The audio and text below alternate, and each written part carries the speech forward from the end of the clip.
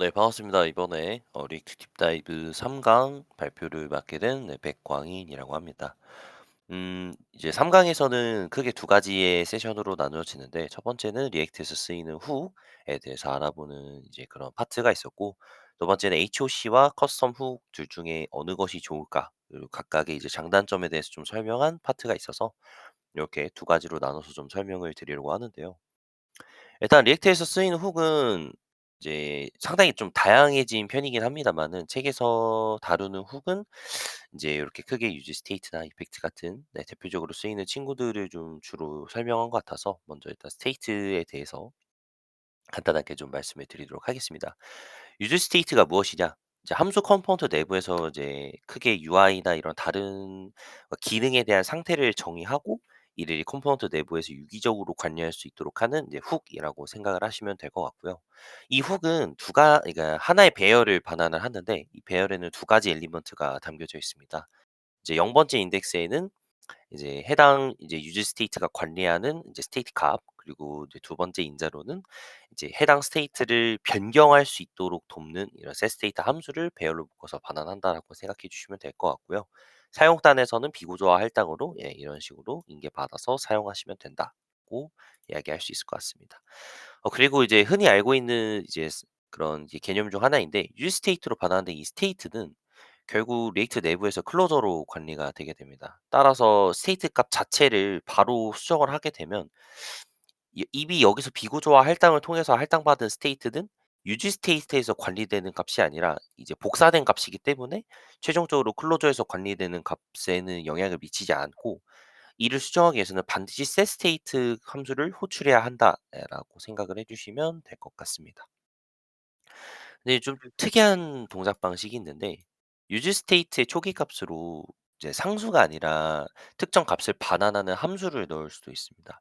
이 친구는 어느 때 쓰이냐면, 이 스테이트를 계산하기 위한 방법이 과정이 복잡할 때, 이제 정말 복잡한 내부 연산을 통해서 처리된 값을 초기 값으로 넣어야 하는 상황이 발생할 때는, 이 함수를 실행한 결과를 메모이제이션을 해서 이제 이후 리렌더링 과정에서는 함수를 실행시키지 않고 저장된 값을 반환하는 형식의 이제 레이지 이니셜라이제이션을 리액트 내부에서도 구현했다라고 이야기해 주시면 될 것 같고요. 이렇게 또 생각을 할 수가 있습니다. 그러니까 어차피 초기 값을 위해서만 딱 쓰이는 거라면 이 레이지 이니셜라이제이션이 꼭 필요할까?'라는 생각이 살짝 들었는데, 이제 예시로 든 이제 리액트에서 예시로 든 케이스를 보면은, 결국 이제 이니셜 렌더링에서 사실 초기 상태 값을 좀 구하기 위해서 함수를 실행한 후에 반환된 값을 저장을 하는 상황이잖아요. 그리고 리렌더링에서는 이 값을 안 쓰고 업데이트된 상태 값을 사실 반환을 할 건데, 이 친구를 사실 사용하는 이유가 좀 궁금했습니다. 그래서 이제 보니까 레이지 이니셜라이제이션을 사용하는 경우는, 사실 이 함수의 실행 결과는 초기 값에만 이제 전달이 되는 게 맞지만, 문제는 매 렌더링마다 함수는 계속 실행된다는 게 문제입니다. 결국 쓰이지도 않은 값을 반환하기 위해서 함수도 연산이 되고, 정작 반환된 값은 이 함수의 계산 결과도 아니게 되는 그런 상황이 이루어지는 거죠. 그래서 무거운 연산이 필요한 함수를 계속해서 호출하는 것을 막기 위해서 이제 이러한 이제 방식을 리액트에서 제공을 하게 된 것이다라고 생각을 해 주시면 될 것 같습니다. 네, 다음은 유지 이펙트 훅인데요. 유지 이펙트 훅은 사실 되게 많이 쓰이는 훅이기도 하죠.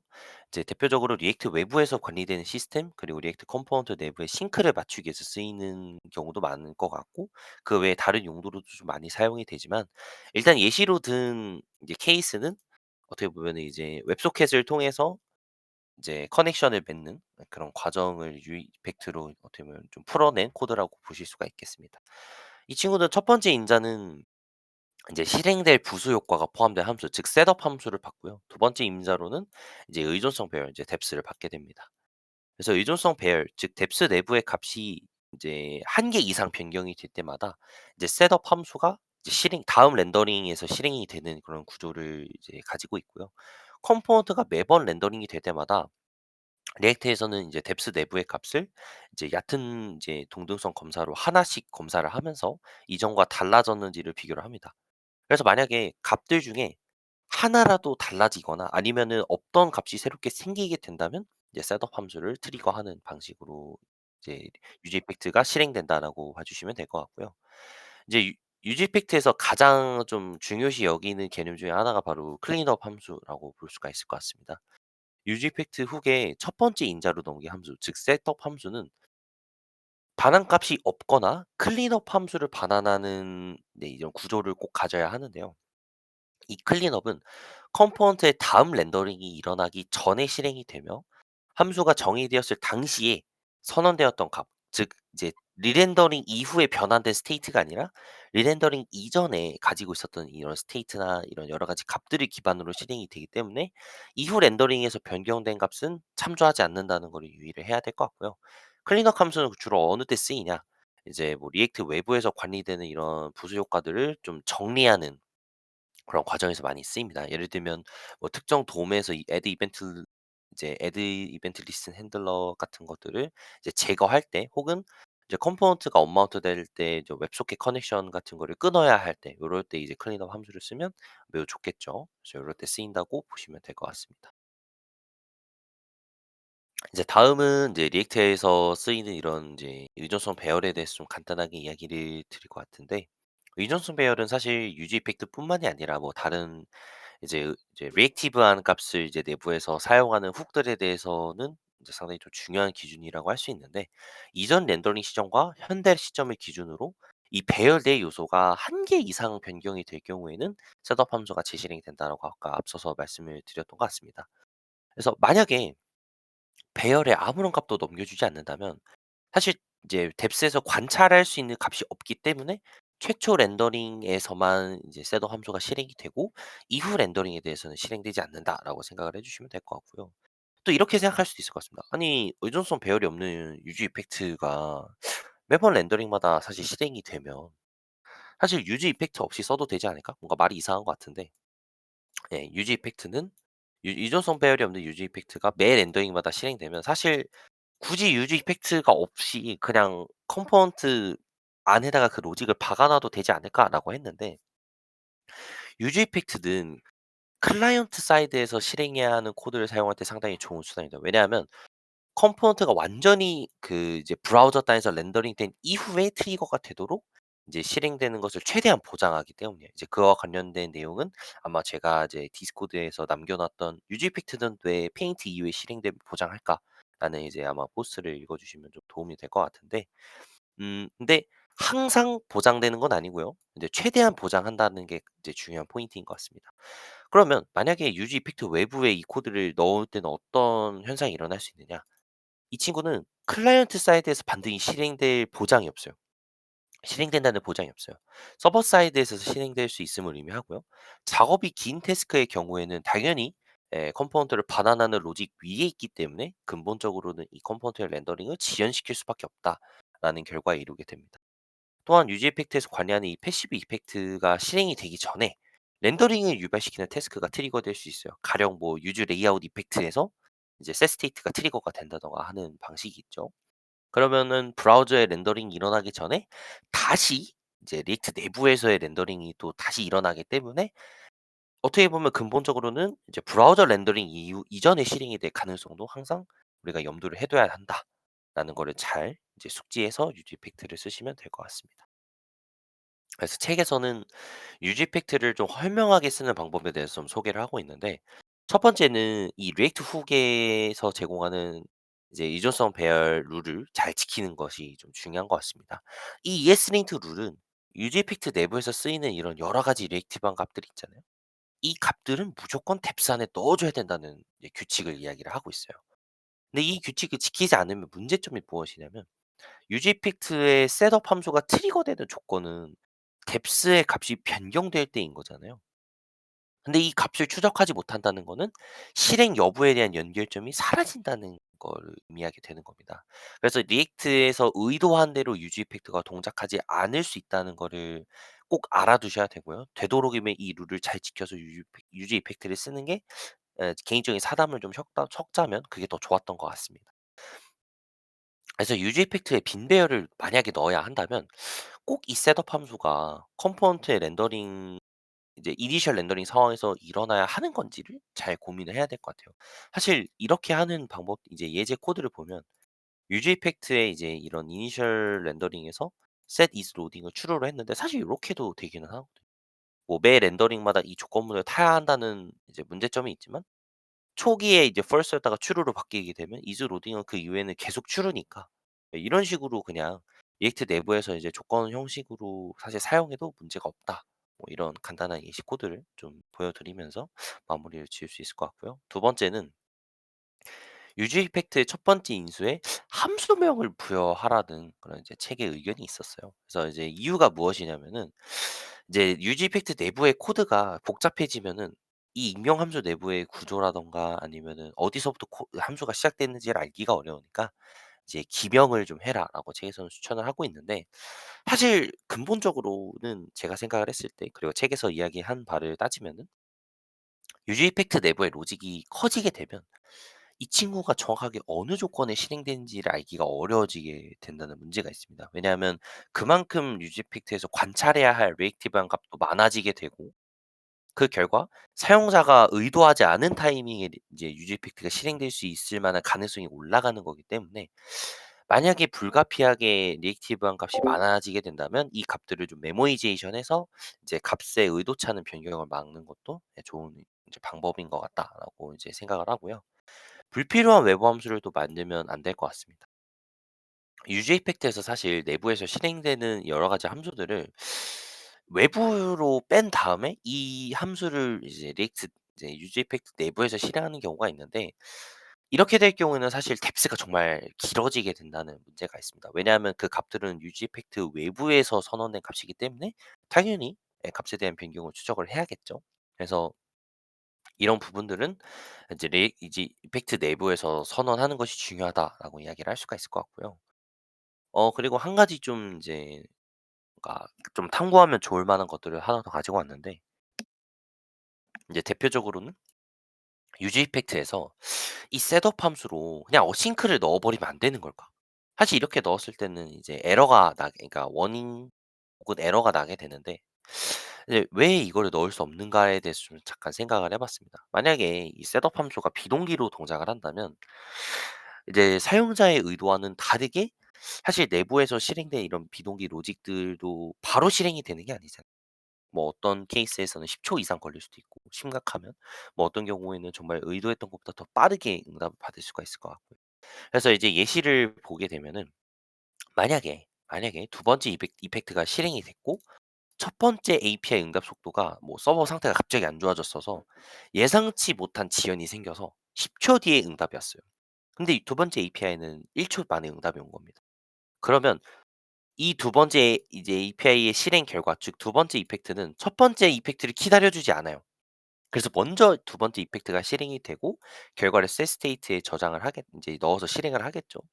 그리고 그 이후에 API에 대한 결과가 트리거가 되기 때문에 사용자의 입장에서는 첫 번째가 나오고 그다음에 두 번째가 나오기를 기대를 했지만 실제 실행에는 두 번째 API 실행에 대한 결과를 먼저 보고 그 이후에 첫 번째 API 실행에 대한 결과를 보게 되는 그러니까 이제 리액트에서 이제 생각했던 그런 구조와는 전혀 다른 방식으로 이제 트리거가 되기 때문에 이제 리액트에서는 셋업 함수에 어싱크를 넣는 거를 이제 좀 배제를 하고 있고요.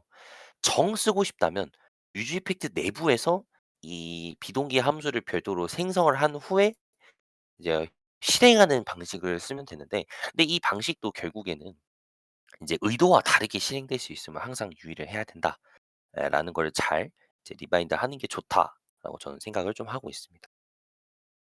어찌 되었든 유즈 이펙트의 셋업 함수는 클리너 함수를 반환하느냐 아니면 그냥 반환한 값이 없는 보이드 펑션이나 둘 중에 하나를 항상 기대를 하기 때문에 위에처럼 이렇게 어싱크를 넣으면 프로미스를 반환하는 이제 그런 함수로 처리가 돼서 아마 워닝을 딱 띄우게 된다라고 생각을 해 주시면 될 것 같아요.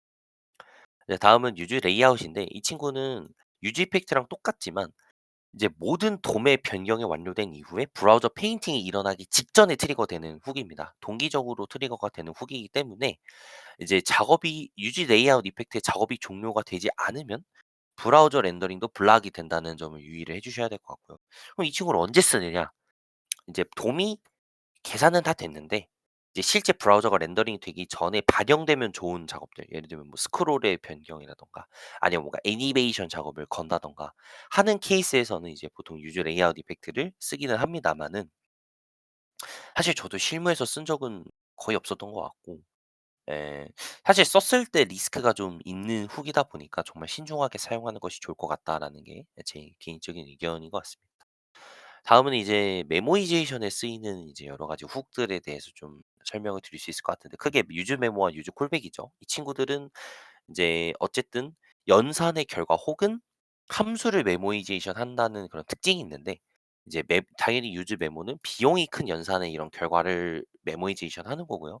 콜백은 함수 자체를 메모이제이션 하는 겁니다. 이제 훅 둘 다 이제 첫 번째 인자로는 뭐 함수, 두 번째 인자로는 뎁스를 받는데, 메커니즘은 뎁스 내부의 값들 중 하나라도 변경이 된다면 이후 렌더링에서는 이제 메모이제이션한 값이 아니라 새롭게 이제 만들어진 함수 혹은 새로운 이제 새롭게 실행된 이제 함수의 결과를 이제 반환한다라고 생각을 해 주시면 될 것 같습니다. 유즈 콜백은 사실 뭐 인자를 이제 함수를 props로 넘겨줄 때 좀 많이 쓰인다고 저는 좀 생각을 하고 있습니다. 이런 식으로 말이죠. 네. 다음은 유즈 랩에 대해서 좀 설명을 할 것 같은데, 유즈 랩은 컴포넌트의 렌더링을 발생시키지 않는 값, 즉 이제 리액트의 라이프 사이클에 이제 종속되지 않는 값을 컴포넌트 내부에 저장하는 훅이라고 생각해 주시면 될 것 같고요. 두 가지 특징을 가집니다. 첫 번째는 current property로 이제 값을 접근할 수가 있다인 것 같고요. 그리고 두 번째는 컴포넌트의 리렌더링에 영향을 받지 않는다라고 이제 이야기할 수 있을 것 같아요. 근데 이 친구를 좀 더 좀 스마트하게 쓸 수 있는 방법이 있는데, 예를 들어서 특정 도메 프로퍼티와 이제 컴포넌트가 서로 상호작용해야 되는 경우가 있습니다. 예를 들면은 어떤 경우가 있을까요? 뭐 인풋을 뭐 이렇게 바로 오토 포커스를 해야 될 때라든가, 그러니까 그럴 때는 사실 이제 유지 팩트로도 관리를 할 수가 있겠지만 이제 잘 동작하지 않는 경우가 있어요. 이제 아래 이제 코드를 보시면은 이제 최상단에 있는 컴포넌트는 이제 내부에서 레퍼런스를 생성을 하고 이제 이 레프를 이제 인풋에다가 이렇게 부착을 시키는데, 문제는 이 인풋은 조건부 렌더링이에요. 그래서 이니셜 렌더링에서는 이 인풋이 없기 때문에 이 레퍼런스가 결국 널로 이제 값이 들어가게 됩니다. 그래서 당연히 유즈 이펙트가 초기에 돌 때는 이제 포커스가 되지 않겠죠. 왜냐하면 레프 커런트가 널을 담고 있기 때문에. 그럼 이제 이 애를 어떻게 해결하면 좋느냐? 이제 아래의 두 번째 방식처럼 해결을 할 수가 있습니다. 이런 식으로 레퍼런스에 이제 콜백 함수를 넣어주게 되면 이 콜백 함수의 인자는 이 레프가 부착된 이제 컴포넌트에 이제 돔을 이제 요소를 넣게 되고, 이 요소 자체를 내부에서 포커스를 함으로써 이제 인풋이 렌더링된 이후에 레퍼런스가 부착이 돼서 이제 이제 호출이 되기 때문에 정상적으로 포커스가 동작한다라고 이야기를 할 수 있을 것 같고요. 이런 식으로 음 이제 특정 이제 엘리먼트의 이런 위드스나 헤이스를 동적으로 받아야 할 때도 네, 이렇게 콜백 함수를 이제 레퍼런스에 주입을 함으로써 굳이 유즈 이펙트를 사용하지 않고도 특정 도메의 뭐 위드스나 헤이스를 이제 가져올 수 있다라고 이제 책에서도 설명을 하고 있고, 실제로도 콜백 래프는 많이 쓰이는 방식이기 때문에 참고하시면 좋을 것 같습니다.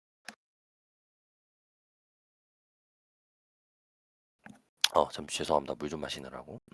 자, 첫 컴포넌트 외부에 값을 선언하고 "이를 참조하면 되지 않느냐?"라는 의문이 좀 들 수도 있을 것 같아요. '굳이 리즈 래프가 필요한가?'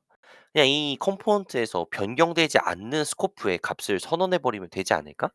저도 사실 리액트를 처음 배울 땐 이 생각을 좀 했었던 것 같은데, 이 방식은 두 개의 단점을 가집니다. 첫 번째는 컴포넌트가 여러 번이 생성이 되더라도 생성된 여러 개의 컴포넌트는 이 공통의 이 밸류를 바라보게 돼요. 그러니까 이게 무슨 말이냐? 컴포넌트가 생성된다는 의미는 함수형 컴포넌트의 관점에서 생각을 했을 때 이 함수가 그냥 실행이 되는 거예요. 근데 이 함수가 실행되는 위치는 이 함수의 코드가 담겨져 있는 이 파일, 즉 모듈 내부겠죠. 그리고 이 밸류는 항상 이 컴포넌트가 담겨져 있는 모듈 안에 존재하는 상황이에요. 그렇기 때문에 매번 컴포넌트 함수가 실행은 되지만 이 컴포넌트가 참조하는 이 밸류 변수는 스코프 체이닝에 의해서 이제 최초에 이 밸류가 생성이 되고 이후에 함수가 실행이 됐을 때는 네 이전에 생성된 밸류를 바라보는 방식으로 이제 체이닝이 일어나기 때문에 음 여러 번 생성은 되지만 컴포넌트에 참조하는 밸류가 하나로 동일하다라는, 그러니까 독립된 밸류가 아니라 이제 공통된 밸류 변수를 참조한다라는 문제가 있는 것 같고요. 두 번째는 뭐 좀 사소하다면 사소할 수 있지만 렌더링이 되지 않았음에도 불구하고 리액트에서 이 모듈을 이제 로딩을 할 때는 이제 밸류의 이제 값이 적재가 돼서 메모리에 할당이 되게 되겠죠. 그래서 사용하지도 않았는데 사전에 메모리에 적재된다는 건 아무래도 이제 좋지 않은 그런 이제 상황이라고 볼 수가 있을 것 같습니다. 뭐 물론 값이 적다면은 사실 사소할 수도 있는데 네 요런 부분들도 최대한 방지하는 게 엔지니어링적인 관점에서 좋지 않을까라고 생각을 하고 있고요. 다음은 이제 컨텍스트입니다. 컨텍스트는 리액트에서 특정 컴포넌트 트리, 즉 특정 컴포넌트 바운더리에 이제 들어있는 컴포넌트들이 공통으로 접근 가능한 값을 의미를 해요. 사실 옛날에는 프로스 드릴링을 사용해서 이제 이 값을 하위 컴포넌트로 넘겨주는 과정을 좀 취했는데 이 방식의 문제점이 뭐냐면 값을 또 사용하는 컴포넌트 입장에서는 항상 props를 열어줘야 돼요. 그리고 여러 개의 값을 받아야 할 때는 그만큼 props를 많이 열어줘야 하기 때문에 유지 보수가 좀 어렵다는 문제가 있고요. 네 그리고 두 번째는 값을 넘겨주는 컴포넌트의 경우 예를 들어서 넘겨줘야 되는 값이 많으면 또 그만큼 어떻게 보면은 props를 또 넘겨줘야 하기 때문에 불편하다는 단점도 있고 중간에 props 릴링이 잘 되지 않았을 때 '어느 타이밍부터 이 props가 인계되지 않았지?'를 디버깅하는 데 시간이 상당히 좀 많이 소요가 된다는 그런 문제가 있습니다. 그래서 이제 리액트에서는 컨텍스트라는 친구를 개발을 했는데 특정 컴포넌트 트리를 대상으로 접근 가능한 값을 제공을 합니다. 그래서 굳이 props를 딜링하지 않아도 하위 컴포넌트에서 이 컨텍스트의 값을 접근할 수 있다라는 장점이 있고 이런 식으로 네 프로바이더를 통해서 이제 하위 컴포넌트 트리에 요 밸류를 주입하는 네 이런 상태를 주입하는 이제 형식을 가진다라고 생각을 해 주시면 될 것 같습니다. 그럼 유즈 컨텍스트는 무엇이냐? 당연히 컨텍스트의 값을 사용하기 위해서 쓰이는 훅이라고 생각해 주시면 될 것 같고요. 이제 이 컨텍스트를 사용하기 위해서는 반드시 이제 프로바이더 내부에 컴포넌트가 위치를 해 있어야 되겠죠. 아니면 에러가 나니까. 만약에 하나의 컨텍스트를 여러 개의 프로바이더에서 동시에 주입을 하는 경우에는 이 훅을 호출한 위치로부터 가장 가까운 프로바이더에서 값을 가져옵니다. 예 요것도 좀 되게 이제 좀 놓칠 수 있는데 저도 이제 책을 보면서 다시 리마인드를 해서 예 알아두시면 좀 좋을 것 같습니다.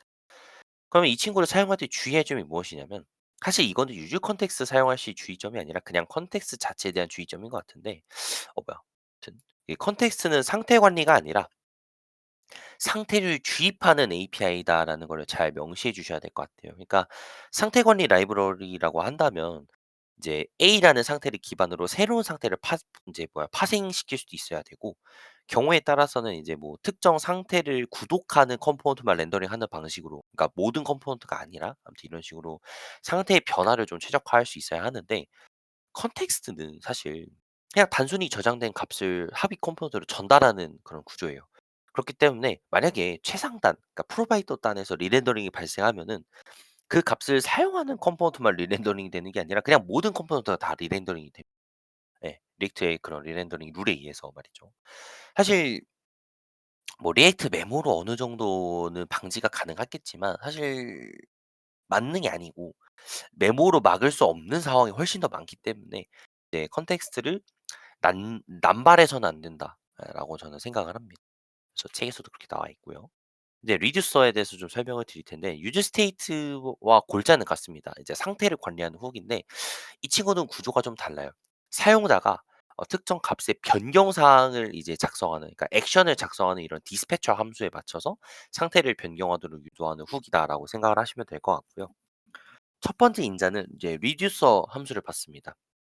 이 리듀스 함수는 여기 드래그한 이 함수가 리듀스 함수인데 보시면은 이제 변경 이전의 스테이트 값을 이제 첫 번째 인자로 그리고 이제 액션을 두 번째 인자로 받아서 보통은 이제 스위치 케이스 모드로 이제 변경된 상태를 반환하는 이런 구조를 가지고 있고요. 두 번째 인자로는 이제 리듀서에서 관리하는 이니셜 스테이트 초기 이제 스테이트 값. 세 번째는 유지 스테이트와 같이 복잡한 연산 결과를 통해서 이제 초기 값을 이제 산출해야 되는 경우에는 이제 레이지 이니셜라이제이션 이제 지원을 위해서 그냥 이제 콜백 함수를 넣어줄 수도 있다라고 생각을 하시면 될 것 같습니다. 근데 저는 세 번째 인자에서 사실 이 친구를 사용해 본 적은 많이 없어서 혹시 사용해 보신 분이 있다면 이따가 알려주시면 정말 감사할 것 같습니다. 다음은 음 이제 포워드 랩 그리고 유즈 임페러티브 핸들 이제 훅에 대해서 설명을 드릴 것 같은데 그전에 우리가 레퍼런스는 아까 얘기했지만 키와 같이 리액트에서 사실 좀 특수하게 다루는 프롭스예요. 보통 그냥 프롭스는 그냥 이제 하위 컴포넌트로 값을 넘겨주는 이런 값이라고 보통 이제 생각을 하는데 이 ref는 특수한 이제 키워드로서 다루는 이제 props이기 때문에 컴포넌트로 이 ref를 넘기고 싶다면 반드시 forward ref로 이 하위 컴포넌트를 감싸야 합니다. 그렇지 않으면 에러가 나기 때문에. 그리고 use imperative hand들은 이제 이 레퍼런스에 할당된 값을 그냥 단순히 돔 객체가 아니라 하위 컴포넌트에서 이제 커스터마이징한 객체, 그러니까 여러 가지 핸들러가 부착된 이런 커스터마이징한 객체로 변경할 수 있습니다. 그러니까 흐름이 역전된 거죠.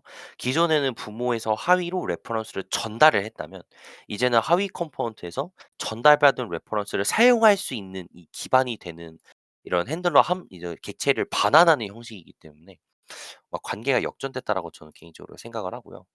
자식 컴포넌트에서 노출하고 싶은 이런 레퍼런스 핸들러를 별도로 이렇게 두 가지를 정의를 할 수 있고 부모 컴포넌트에서는 하위 컴포넌트에서 정의한 핸들러를 기반으로 이 레퍼런스를 사용해야 한다.